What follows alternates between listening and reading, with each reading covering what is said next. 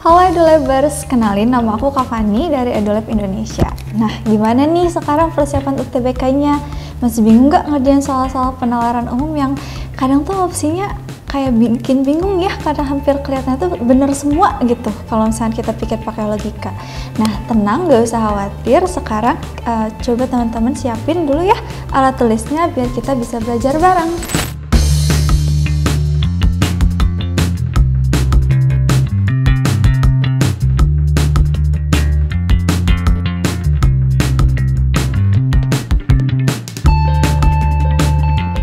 Oke, sebelum kita bahas ke soalnya, aku mau ngasih mungkin sedikit materi dulu kali ya tentang subtes di penalaran umum. Salah satunya itu ada materi tentang logika proposisi. Hah, apa itu logika proposisi? Kira-kira ada yang pernah denger gak? Logika proposisi. Oke, logika proposisi ini berarti kita tinggal cari tahu ya arti kata proposisi. Proposisi itu adalah kalimat pernyataan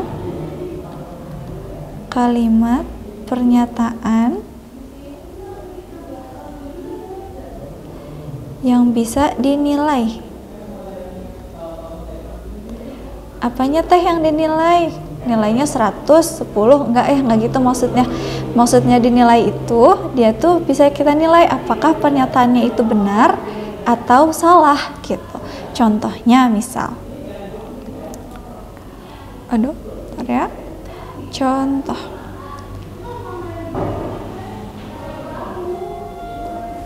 aku punya kalimat Insinyur Soekarno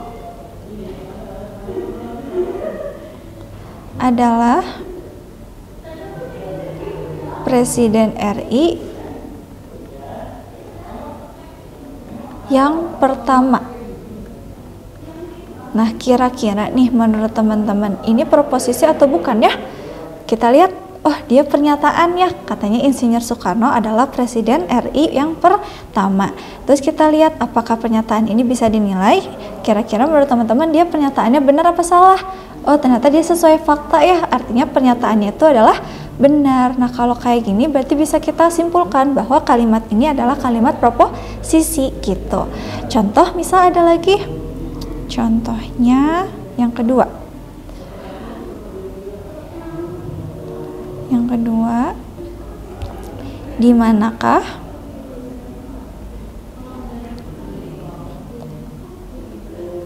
rumah Andi? Nah, yang kalau kayak gini, kira-kira ini proposisi atau bukan? Bukan ya, kenapa? Karena ini mah pertanyaan, bukan pernyataan. Nah, berarti dia bukan termasuk proposisi gitu. Berarti ini mah dia bukan proposisi gitu. Nah, biasanya kalau misalkan untuk pengerjaan soal yang mengaitkan logika gitu ya, kadang kalau di PU itu suka kita kasih dengan simbol. Misalkan ini kita anggap kalimat pertama itu kita bikin dia kalimat A gitu atau pernyataan A. Jadi biasanya dia itu suka dibikin jadi simbol atau bentuk yang lain. Kenapa? Ini tuh untuk mempermudah teman-teman dalam pengerjaannya gitu. Nah, kalau misalkan ngebahas tentang logika proposisi, ini sebenarnya ada beberapa poin lagi yang suka ada gitu ya dibahas di soal. Yang pertama itu ada tentang negasi. Terus nanti teman-teman juga bakal belajar tentang proposisi majemuk.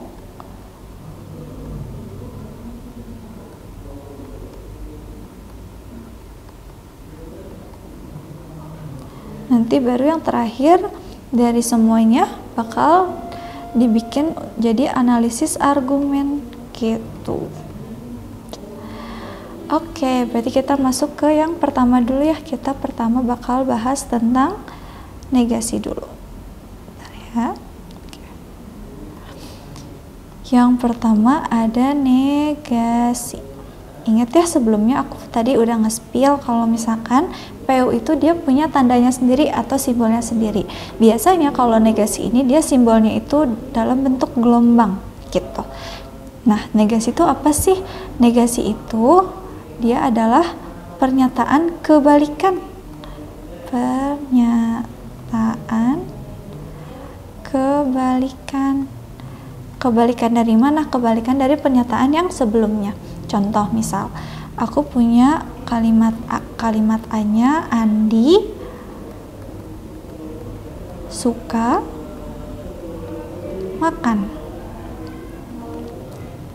Nah, berarti kira-kira nih kalau misalkan aku mau bikin negasi dari A ini bunyinya apa ya? Berarti negasi A sama dengan tadi kan A-nya itu Andi suka makan. Berarti kebalikannya dari Andi suka makan apa? Ya, betul. Andi tidak suka makan.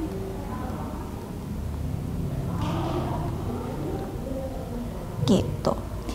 Kadang juga bentuknya jadi gini, tidak benar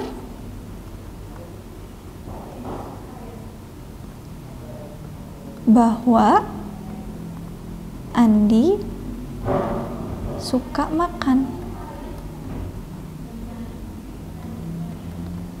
Gitu. Nah, tapi perlu teman-teman tahu ya, perlu teman-teman catat juga, negasi itu belum tentu selalu dalam bentuk kata negatif atau kalimat negatif, enggak. Intinya itu dia harus kebalikan dari pernyataan yang sebelumnya. Misal nih, aku punya kalimat lagi, P-nya misalkan aku salah ya, kan aku tidak suka buah. Nah, berarti negasi P-nya kira-kira apa? Kan tadi P-nya itu aku tidak suka buah ya. Berarti negasi P-nya adalah aku suka buah. Gitu. Jadi ingat ya, negasi itu belum tentu selalu dalam bentuk negatif pernyataannya, tergantung dari kalimat sebelumnya. Kalau kalimat sebelumnya itu dia nggak negatif, berarti yang negasinya nanti jadi kalimat negatif. Tapi kalau misalkan kalimat sebelumnya itu kalimat negatif, berarti negasinya bukan dalam bentuk negatif gitu. Nah, tadi kan ya kita ngomongin logika proposisi harus ada yang bisa dinilai. Nah, negasi ini juga bakal kita bisa nilai gitu. Misal nih, si A ini dia itu merupakan pernyataan yang bernilai benar. Berarti kira-kira kalau kebalikannya atau negasinya nilainya benar atau salah? Jadi salah ya, gitu.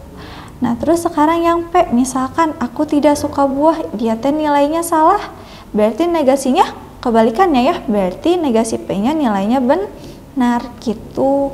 Itu untuk yang negasinya. Nah, terus sedikit catatan juga untuk negasi ini, dia itu sifatnya atau yang kita lihatnya itu nggak boleh diubah. Misalkan di A, tadi kan kita ngomongin Andi suka makan, berarti kalimat makan ini atau kata makan ini di negasinya itu tidak boleh diubah, jadi tetap harus ada.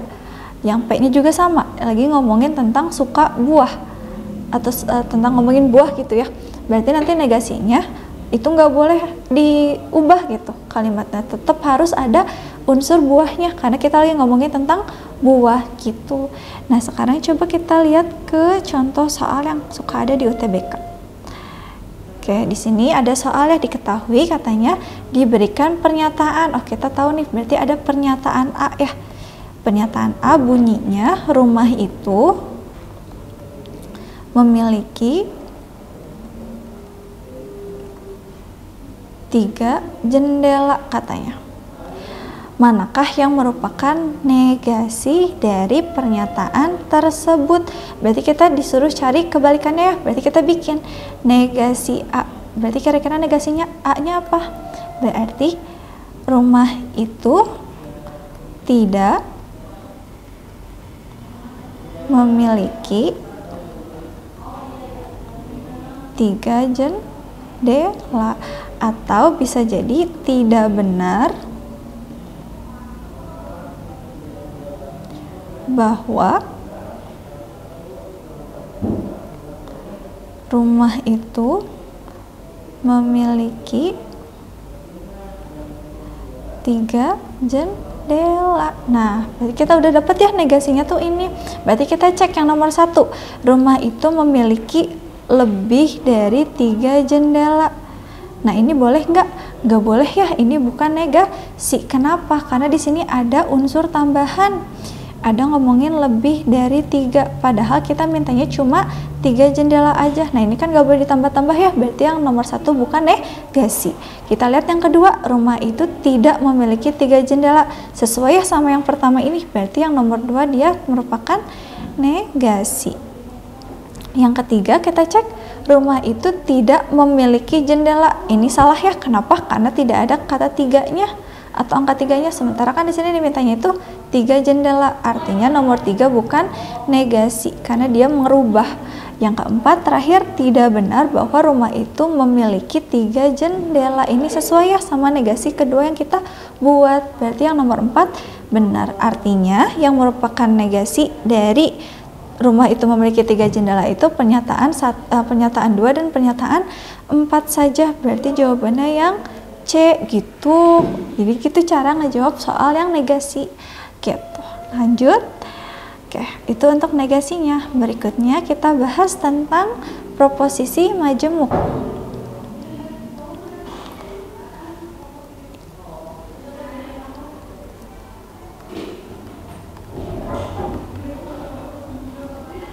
Oke.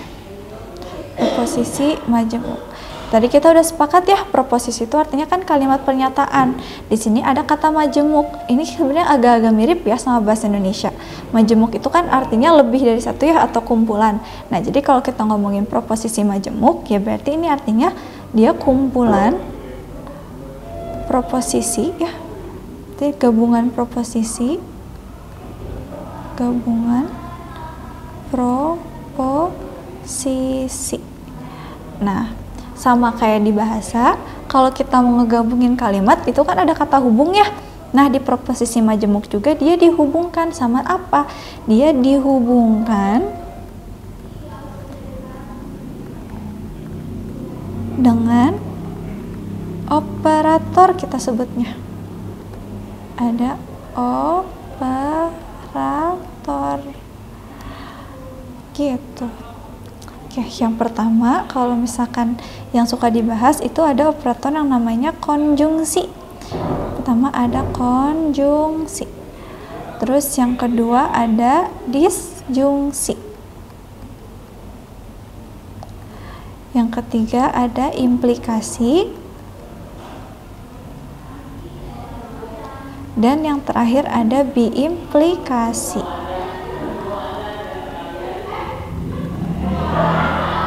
Gimana Kang? Lanjut aja. Oke. Gitu.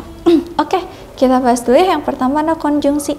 Ingat ya tadi di awal aku bilang kalau misalkan di logika proposisi dia punya simbolnya masing-masing. Nah, di sini juga sama, konjungsi itu biasanya simbolnya tuh tanda panah ke atas. Gini. Ini konjungsi. Kalau disjungsi itu kebalikannya, dia ke bawah. Kalau implikasi itu dia biasanya tanda panah ke samping. Kalau biimplikasi, bi itu kan artinya 2 kan ya, berarti panahnya itu dia bolak-balik. Gitu. Nah, sekarang kita cari tahu dulu. Nah, ini kata hubungannya apa aja sih gitu. Nah, kalau konjungsi itu biasanya kata hubung yang suka dipakai itu ada dan gitu. Kalau misalkan disjungsi itu atau. Kalau implikasi ini kayaknya sering banget nih didengar sama teman-teman. Jika titik-titik maka titik-titik. Sering dengar kan ya kalau di soal-soal. Nah, kalau misalkan biimplikasi, titik-titik akan terjadi jika dan hanya jika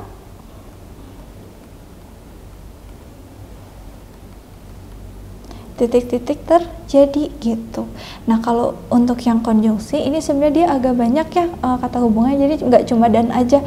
Biasanya suka ada kata yang, tetapi, dan juga meskipun gitu. Gitu. Nah, kalau disjungsi ma atau, implikasi jika maka, biimplikasi titik-titik jika titik-titik akan terjadi jika dan hanya jika titik-titik terjadi gitu. Nah, biasanya nanti suka dikasih simbol, misalnya ya ada A konjungsi B. Berarti kalau misalkan nemu kayak gini dibacanya gimana? Dibacanya berarti A dan B. Berarti kalau yang disjungsi gimana? Berarti ada A disjungsi B. Dibacanya jadi A atau B. A atau B. Gitu. Yang ini juga sama yang implikasi ya. Berarti ada A implikasi B. Berarti dibacanya jadi jika A maka B. Jika A maka B. Gitu. Yang B implikasi juga sama ya, gitu. Lanjut. Nah, kalau contoh soalnya kayak gini. Diminta katanya manakah di antara pernyataan-pernyataan berikut yang menunjukkan konjungsi. Berilah tanda checklist pada kolom yang sesuai. Nah, kita berarti tahu ya, tadi konjungsi itu yang kayak gimana? Konjungsi itu dia yang tandanya ke atas berarti ya. Kata hubungan apa aja? Tadi banyak ya, ada dan, terus ada yang, ada meskipun, gitu. Yuk kita cek yang pertama. Firman, siswa Seman 1 dan anggota ekskul futsal. Sama ya, dia ada dua kalimat yang berbeda terus digabungin sama konjungsi. Berarti dia merupakan konjungsi. Yang kedua, Firman anggota ekskul futsal tetapi bukan siswa Seman 1. Oh ya, ini aku lupa. Ini juga ada tetapi ya. Oke, yang kedua juga sama ya, dia merupakan konjungsi. Yang ketiga, Firman anggota ekskul futsal atau bukan siswa Seman 1. Nah, atau mah tadi apa? Tadi. Berarti yang kalimat ketiga ini operatornya pakai atau ya. Operatornya atau. Tadi kalau misalnya operatornya atau itu dia bukan konjungsi, tapi dia disjungsi. Berarti dia bukan termasuk kalimat konjungsi ya. Artinya yang nomor 3 itu salah, dia bukan dia tidak menunjukkan konjungsi. Yang keempat, Firman siswa Seman 1 yang merupakan anggota ekskul futsal. Ini katanya yang ya, berarti dia juga konjungsi. Nah, yang terakhir 5, Firman siswa Seman 1 yang memiliki ekskul futsal. Kira-kira ini konjungsi bukan ya? Karena di sini ada kata yangnya ya. Ada kata yang. Nah, ternyata teman-teman, walaupun di sini ada kata yang, dia itu tidak termasuk ke dalam proposisi konjungsi. Kenapa? Karena coba ya kita breakdown. Di sini kalimatnya Firman siswa Seman 1 yang memiliki ekskul futsal.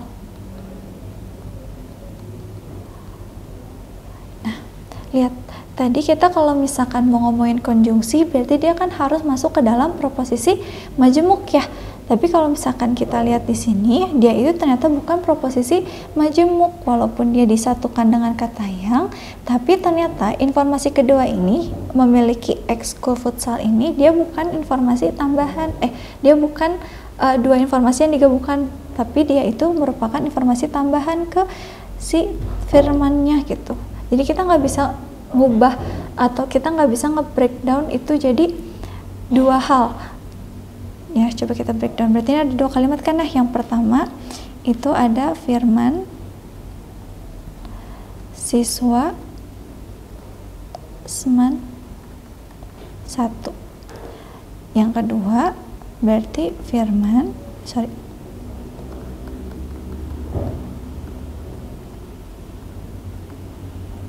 memiliki ekskul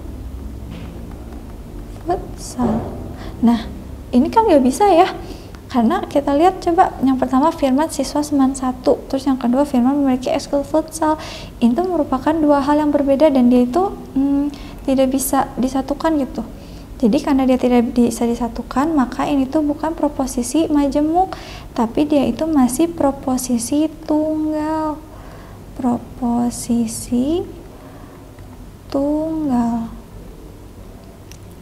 Karena di sini niatnya tuh atau si kalimat ini tuh cuma pengen ngomongin tentang Firman yang punya ekskul futsal aja gitu intinya. Jadi cuma ngomongin tentang satu informasi aja gitu. Makanya dia bukan proposisi majemuk. Artinya dia juga bukan proposisi konjungsi gitu.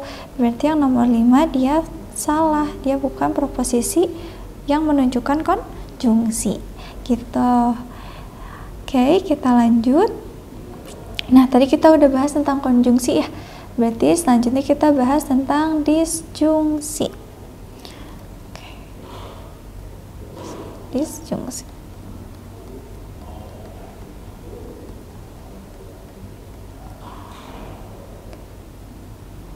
Oke, disjungsi itu tadi yang atau ya. Dia berarti kata hubungnya atau. Nah, ternyata teman-teman, si disjungsi ini kita bagi dua. Disjungsi ini ada yang kita sebut sebagai disjungsi inklusif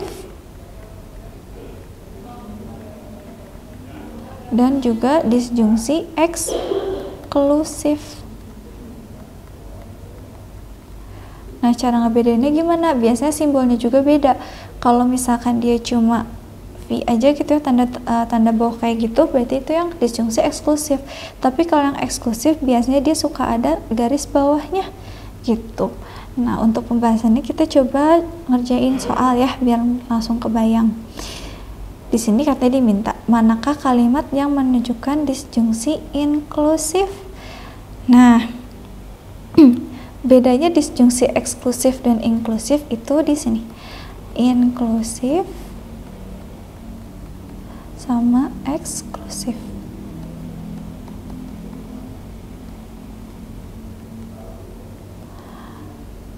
Inklusif, eksklusif. Oke, kalau misalkan disjungsi inklusif itu kan dia artinya inklusi ya, atau memuat semuanya. Berarti dia itu pilihannya bisa dipilih semua, karena tadi disjungsi itu dia sifatnya pilihan kan, atau ya, misalkan A atau B, berarti kita boleh milih kan ya antara A atau B. Nah, kalau yang inklusif ini berarti dua-duanya ini boleh kita pilih. Maksudnya apa? Misalkan aku punya A-nya itu kalimatnya Andi diantar ayah.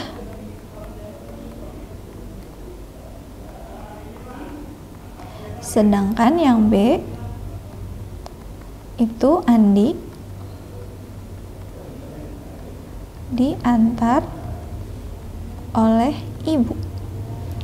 Nah, sekarang coba kita lihat. Berarti ini kan Andi milih ya antara dia diantarin sama ayah atau diantarin sama ibu. Aku tanya coba, kalau misalkan hari ini dia diantar sama ayah, boleh kan ya? Terus besoknya dia diantar sama ibu. Terus lusanya dia diantar sama ayah dan ibu, boleh nggak? Boleh kan ya, terserah Andi ya, itu mah berarti dia masuknya ke inklusif. Nah, kalau yang eksklusif itu dia pilihannya harus pilih salah satu. Jadi kedua eventnya itu nggak boleh terjadi di waktu yang bersamaan. Jadi misalkan A disjungsi inklusif B. Contoh misalkan A-nya Andi adalah siswa SMA. Yang B-nya Andi adalah siswa SMK. Nah, coba kita lihat. Misal nih, Andi itu dia udah jadi siswa SMA, berarti dia boleh nggak jadi siswa SMK? Nggak boleh kan ya? Nggak bisa. Harus pilih salah satu. Kalau mau jadi siswa, dia harus pilih mau jadi siswa SMA atau SMK. Jadi gitu bedanya. Jadi kalau misalkan yang inklusif mah boleh dipilih semua, kalau yang eksklusif itu harus pilih salah satu. Ingat aja dia eksklusif, berarti dia nggak semua orang tuh bisa punya gitu, nggak semua orang itu bisa dapat. Berarti dia eksklusif, cuma satu gitu.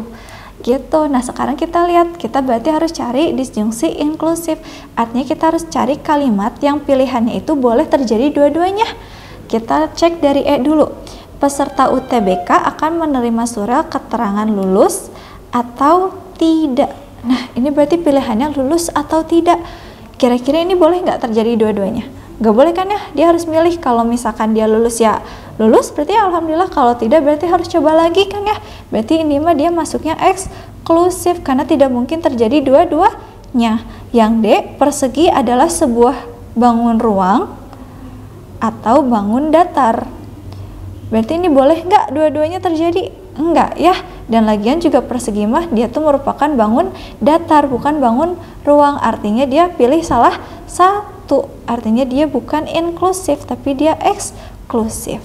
Yang C, tardigrada bernafas dengan kulit atau trakea.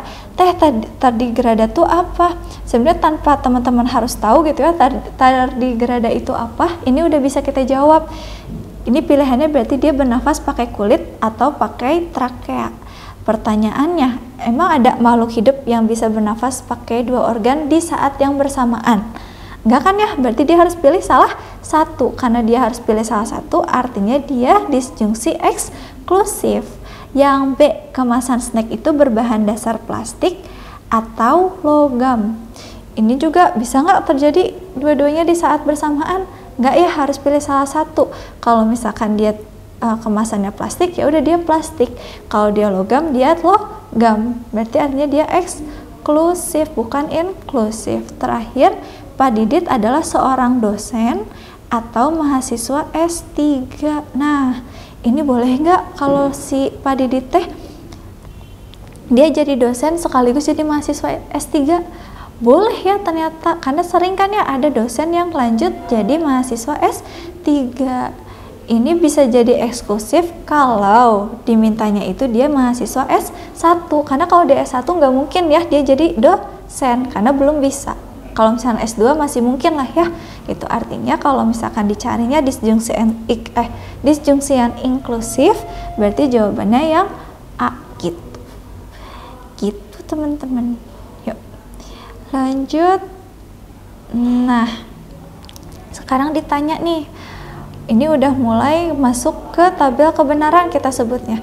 Kan tadi kita udah bahas ya di awal kalau misalkan logika proposisi itu berarti harus bisa kita nilai apakah pernyataannya itu bernilai benar atau salah. Berarti kita coba cek dulu.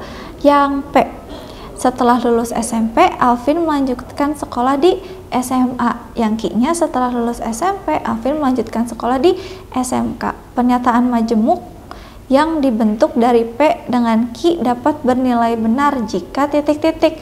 Berarti kita dimintanya bikin pernyataan majemuk. Berarti kita harus tentuin dulu nih, kira-kira untuk menghubungkan kalimat P dan Q ini, dia cocoknya pakai operator apa? Disjungsi atau konjungsi? Ini berarti tadi pilihan kan ya? Pilihannya kalau nggak dia masuk SMA, dia masuk SMK. Tadi udah aku bahas kalau dia dalam bentuk pilihan, maka dia cocoknya pakai disjungsi ya. Berarti ini harus disjungsi. Disjungsi. Nah, disjungsinya berarti tadi ya ada dua pilihannya, apakah dia disjungsi inklusif atau disjungsi eksklusif. Tadi kata kuncinya apa? Kalau inklusif itu dua-duanya boleh terjadi kan ya. Kalau yang eksklusif dia harus pilih salah satu. Nah, ini pilihannya antara masuk SMA sama SMK. Berarti dia harus pilih salah satu kan ya. Artinya dia masuknya ke disjungsi eksklusif. Berarti kalau mau bikin pernyataan agar dia jadi benar, maka pernyataannya harus salah satu yang benarnya. Berarti kita cek yang pertama. Yang pertama katanya P benar, Q benar. Nah, ini mah kan tadi nggak boleh ya, kita setuju. Dia tidak boleh. Berarti dia bukan. Yang dua, P benar, Q salah. Oh, berarti ini yang benarnya cuma P. Yang Q-nya salah. Berarti ini boleh kan ya kejadian. Artinya dia betul, akan bernilai benar. Yang tiga, P salah dan Q benar. Nah, ini juga benar ya, karena yang benarnya cuma salah satu. Pilihannya cuma satu. Berarti dia termasuk. Terakhir, P salah, Q salah. Nah, ini kalau dua-duanya salah gimana? Kalau dua-duanya salah juga nggak boleh. Karena kan dia pilihan, berarti kan harus ada yang dipilih ya. Nggak boleh nggak ada yang dipilih sama sekali. Artinya jawabannya itu 2 dan 3. Berarti jumlah jawaban yang dapat bernilai benar adalah 2 gitu. Nah, kalau misalkan teman-teman pusing, sebenarnya di sini nanti ada yang namanya tabel kebenaran. Tabel kebenaran. Kenapa ada tabel kebenaran? Karena tadi ya balik lagi, kalau ngomongin logika proposisi berarti kita harus bisa menentukan apakah pernyataan tersebut kalau digabungin nilainya jadi benar atau enggak. Yuk kita bikin dulu, misalkan ada pernyataan yang A-nya, kita coba ya, ini P dan Q ya. Ini P dan Q.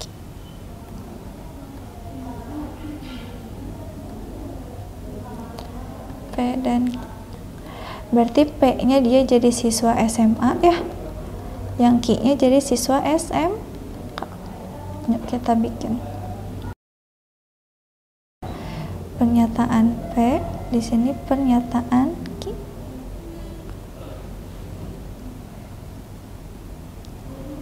Kita satuin, ada P eksklusif ya, dimintanya E eksklusif Q. Oke, kita cek. Yuk, misal P-nya dua-duanya benar, P-nya benar, Q-nya benar, maka kalau disatuin jadi salah. Kenapa? Karena tadi kan ya kalau eksklusif itu dia harus pilih salah satu, sedangkan di sini dia memilih dua-duanya, jadi dia bisa masuk SMA, dia juga bisa masuk SMK. Nggak mungkin kan ya? Artinya kalau misalkan dua-duanya kita satuin atau terjadi, maka nilainya itu jadi salah. Nah kalau misalkan yang B-nya benar terjadi, yang Q-nya tidak terjadi atau salah, berarti kan ini dia jadinya masuk SMA, SMK-nya nggak jadi. Tadi berarti boleh kan ya? Artinya kalau misalkan kalimat ini kita satukan dengan disjungsi, maka nilainya jadi benar. Begitu juga sebaliknya ya, kalau misalkan yang P-nya salah, terus yang Q-nya benar, maka jawabannya benar. Gitu. Nah kalau misalkan dua-duanya salah, berarti kan dua-duanya tidak terjadi ya. Dua-duanya nggak terjadi. Dia nggak masuk SMA, dia nggak masuk SMK. Karena ini pilihan, terus karena ini pilihan, jadi harus ada yang bisa dipilih. Jadi kalau misalkan dua-duanya tidak dipilih atau dua-duanya tidak terjadi, ini nggak mungkin. Maka nanti nilai akhirnya jadi salah gitu. Nah kita lihat di sini yang nilainya benar itu ada dua ya, ada dua kondisi. Gitu. Berarti yang benarnya ada dua ya, antara P-nya yang benar atau hanya Q saja yang benar. Gitu cara jawabnya. Nah sekarang kalau misalkan yang dimintanya itu dalam bentuk P disjungsi inklusif Q. Nah kalau kayak gini tadi kan dia kalau yang inklusif mah keduanya boleh benar kan ya, boleh kejadian. Berarti kalau misalkan P-nya benar, Q-nya benar, maka nilainya akan menjadi benar gitu. Jangankan dua, terus yang keduanya P-nya benar, Q-nya salah. Nah ini kan yang penting ada yang dipilih kan ya, kejadian, maka dia nilainya benar juga. Yang ketiga, yang P-nya salah, Q-nya benar, maka hasilnya jadi benar juga. Yang terakhir dua-duanya salah, ini nggak mungkin ya, karena harus milih, jadi dia salah. Jadi untuk kata kunci yang disjungsi inklusif, yang penting itu ada yang betul. Jadi kalau yang inklusif, yang penting harus ada minimal satu yang benar. Kalau misalkan yang eksklusif berarti harus satu yang benar, jadi nggak boleh kurang dari satu maupun lebih dari satu, gitu bedanya. Oke, sip. Lanjut ke soal berikutnya. Yuk. Jika P merupakan pernyataan yang terbukti salah, berarti kita tahu ya, katanya P itu dia nilainya salah, sedangkan Q belum diketahui nilainya. Manakah di antara pernyataan berikut yang pasti salah? Berarti ini mintanya yang salah ya. Yuk kita lihat. Si P kan belum tahu ya nilainya, berarti ada dua kemungkinan, antara Q-nya itu dia nilainya benar atau salah gitu ya. Yuk kita cek yang pertama. Yang pertama ada P konjungsi Q. Nah, kalau misalkan ada yang nanyain tentang konjungsi. Kan kalau misalkan tadi disjungsi, tadi pilihan ya, berarti boleh salah satu yang benar. Nah, kalau misalkan konjungsi, dia sifatnya itu harus benar dua-duanya. Harus benar dua-duanya. Jadi kalau misalkan ada salah satu pernyataan yang salah nilainya, maka nanti hasil akhirnya akan jadi salah atau tidak sesuai dengan fakta gitu. Jadi kalau misalkan konjungsi, kata kuncinya adalah harus double B atau harus benar semua. Kita cek tadi katanya P-nya salah, Q-nya bisa jadi benar, bisa jadi salah. Yuk, misal nih Q-nya benar, salah ketemu benar. Tadi kan ya kalau konjungsi kan harus benar dua-duanya. Ini ada salah satu, maka artinya dia nilainya jadi salah. Yang kedua, kalau misalkan Q-nya nilainya salah, berarti salah ketemu salah. Jangankan salah satu ya. Kalau misalkan salah satu aja dia udah salah gitu. Apalagi kalau misalkan semuanya salah, artinya nanti nilainya jadi salah gitu.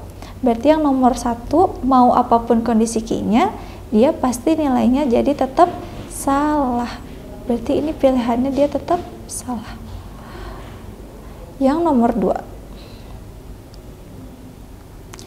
ada P disjungsi Q. Nah, lihat di sini disjungsinya nggak diminta dalam bentuk eksklusif ya, dia inklusif. Berarti kata kuncinya apa? Minimal ada satu yang benar kalau mau bikin kalimat yang betul. Kita cek P-nya salah, Q-nya bisa jadi dua ya, bisa jadi benar, bisa jadi salah. Kalau semisalkan Q-nya benar, salah ketemu benar, kan tadi minimal ada satu yang benar kan ya, ini udah ada satu yang benar, maka dia hasilnya jadi benar. Kalau seandainya Q-nya salah, salah ketemu salah, tadi kan minimal satu, berarti kalau misalnya tidak ada yang benar sama sekali, artinya pernyataannya jadi salah. Nah, kalau kita lihat di sini dia masih ada kemungkinan untuk benar ya, artinya dia tidak pasti salah, berarti yang nomor 2 tidak. Sekarang lanjut yang nomor 3. Yang 3 nih mintanya P disjungsi inklusif Q. Tadi kalau misalnya kalau yang eksklusif dia maksimal 1 ya yang benar. Maksimal 1 betul. Berarti kita cek sekarang P-nya salah, Q-nya bisa jadi betul, bisa jadi salah. Yuk, kalau misalkan salah ketemu betul, tadi kan yang benarnya cuma 1 ya. Kalau yang benar cuma 1, artinya kalau udah eksklusif dia hasilnya jadi benar. Tapi kalau Q-nya salah, dua-duanya salah, artinya kalimatnya bisa jadi salah atau akan selalu salah. Karena tadi dia itu pilihan, maka harus ada yang betulnya. Nah, berarti yang pernyataan nomor 3 juga dia masih ada kemungkinan untuk benar, artinya dia tidak pasti salah. Berarti yang pasti salah yang mana? Pernyataan yang satu aja, berarti jawabannya yang D gitu. Sampai sini penjelasan aku, apakah bisa dipahami? Aman ya? Oke, lanjut ini ke soal yang terakhir. Yuk. Diketahui katanya, misalkan P dan Q berturut-turut adalah pernyataan yang bernilai benar dan salah. Oh, berarti kita tahu ya kalau P-nya itu benar, Q-nya salah. Sedangkan R adalah sembarang. Kalau sembarang artinya apa? Belum diketahui. Dia bisa jadi benar, bisa jadi juga salah. Diketahui nilai kebenarannya. Oke. Di antara pernyataan berikut yang bernilai pasti benar adalah, berarti kita harus cari ya yang nilai akhirnya jadi benar. Kita cek pernyataan yang nomor 1. Yang nomor 1 ada P konjungsi Q disjungsi R. Yuk kita lihat. Nah, sebenarnya mirip sama operasi matematika ya. Kita kerjain yang di dalam kurung dulu. Di sini P-nya katanya benar, Q-nya salah ya. Nah, karena dia konjungsi, tadi kita udah sepakat ya sifat konjungsi itu kalau mau jadi benar, itu kedua kalimatnya harus benar. Nah, di sini ada yang salahnya. Artinya kalau misalkan mereka ketemu atau disatukan sama konjungsi, nilai akhirnya jadi salah gitu. Berarti tinggal disatuin sama yang R. R-nya bisa jadi dua kemungkinan ya. Bisa jadi dia benar, bisa jadi dia salah. Kalau semisalkan R-nya benar, karena dimintanya dalam bentuk disjungsi, berarti kita lihat tadi disjungsi itu sifatnya kalau yang inklusif dia boleh minimal satu yang benar. Di sini udah deh minimal satu yang benar, maka hasil akhirnya pasti benar. Tapi kalau misalkan R-nya salah, salah ketemu salah, jadinya salah. Nah, kalau kita lihat di sini dia tidak pasti benar ya, karena dia masih ada kemungkinan untuk jadi salah. Berarti yang A-nya tidak. Kita cek sekarang yang B. Yang B ada P disjungsi R ketemu sama Q. Yuk, kita kerjain yang di dalam kurung dulu. Yuk. Tadi P-nya nilainya benar ya. P-nya benar, R-nya bisa jadi benar, bisa jadi salah, karena kita belum tahu kan ya. Nah, sekarang kita lihat kalau misalkan R-nya benar, hasilnya jadi apa? Benar kan ya? Kalau R-nya salah, dia tetap benar. Kenapa? Karena di sini si P-nya benar, jadi udah ada minimal satu. Jadi apapun kondisi si R-nya, kalau misalkan P ketemu R dan dioperatorin sama disjungsi, artinya hasilnya tetap benar gitu. Kita keep dulu ya. Oke, kita keep. Berarti hasilnya benar.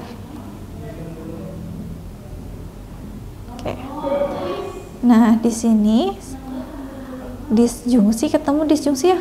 Disjungsi Ki itu tadi nilainya salah. Konjungsi, sorry. Di sini konjungsi ketemu salah. Nah, tadi kita udah sepakat juga kalau misalkan konjungsi dia itu sifatnya kalau mau benar dua-duanya harus betul. Nah, ini karena ada satu yang salah, maka hasilnya tetap salah. Jadi yang B juga bukan, karena dia pasti salah. Sekarang kita cek opsi C. Opsi C, P konjungsi Q konjungsi negasi R. Kita cek. Berarti kita cek dulu yang di dalam kurung ya. Kita cek dalam kurung. Yang Q-nya salah, diminta dalam bentuk konjungsi. Tadi kan kita udah sepakat ya, kalau konjungsi itu dua-duanya harus betul. Nah, kita udah tahu nih Q-nya salah, berarti kan otomatis dua-duanya nggak betul ya, karena ada satu yang salah. Artinya kalau misalnya kita satuin, pasti hasilnya tetap salah. Jadi kita udah dapet nih, jawabannya salah.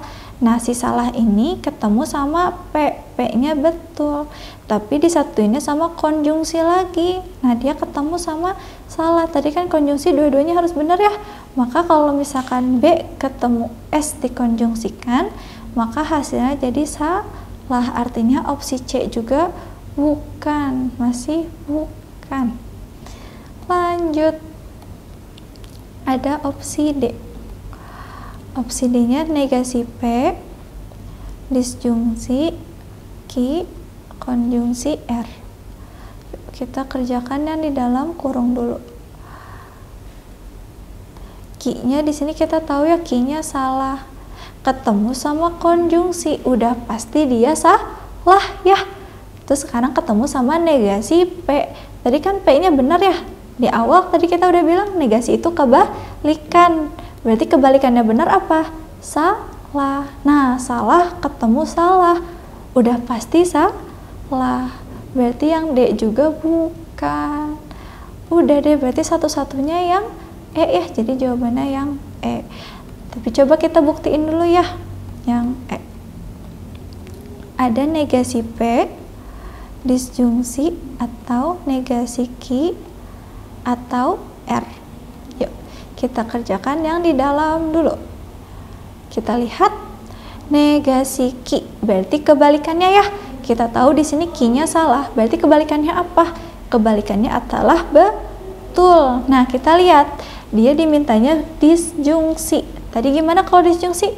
Kalau udah ada satu yang benar, maka apapun bentuk selanjutnya atau bentuk si partnernya pasti nilainya tetap betul. Berarti kita udah dapat ya nilainya negasi Q disjungsi R itu adalah benar. Sekarang tinggal yang negasi P. Tadi kan P itu betul ya, negasinya berarti adalah salah. berarti salah ketemu betul. Didisjungsikan, tadi disjungsikan sifatnya gimana? Kalau satu betul berarti akhirnya jadi pasti betul, berarti salah ketemu betul hasilnya betul atau benar. Berarti yang E ini opsinya adalah pasti benar, maka yang jawabannya adalah E gitu. Oke, segitu dulu aja untuk pembelajaran hari ini. Semoga pembahasan yang Kak Fani kasih bisa bermanfaat untuk teman-teman semua.